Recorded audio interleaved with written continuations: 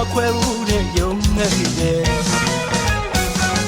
ချစ်လာပါပြီသူပြောပြီးကွယ်ငွေနဲ့ပေါက်တော့ကောင်းကောက်ပါသွားတယ်တစ်တော်ရှင်ကြီးမြတ်တာတွေကရွှေငွေတွေလောက်ကျုံမဝင်နဲ့ငွေရှိမှစင်ပြေလိမ့်မယ်ရွှေရှိမှစင်ပြေလိမ့်မယ်ချစ်မှာနဲ့မတွေ့သစ္စာတွေပြဲ